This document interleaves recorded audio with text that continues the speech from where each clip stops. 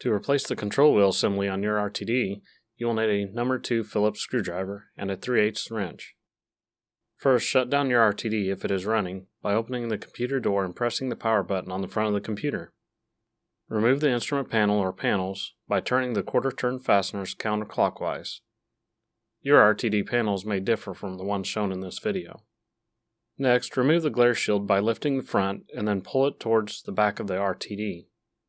Disconnect the HDMI and power cables from the back of the instrument panel LCD. Next, remove the 4 screws from the bracket securing the instrument panel LCD.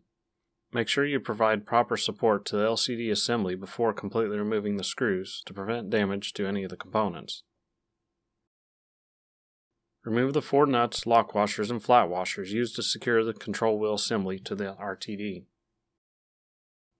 Disconnect the control wheel connector from the top deck interface board, and then remove the harness from under the wire clamps.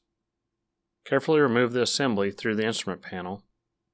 Install the new control wheel assembly in the reverse order. First, install the flat washers, lock washers, and then tighten the nuts. Next, route the control wheel harness and then connect it to the control wheel connector on the top deck interface board.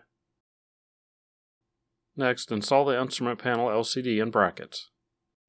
Connect the HDMI 1 cable and then the power cable on the back of the instrument panel LCD. Install the glare shield by sliding it down into place and then aligning the pins with the holes in the front.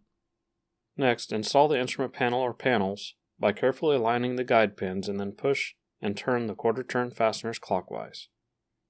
Next, open the computer door and press the power button on the front of the computer to power up your RTD.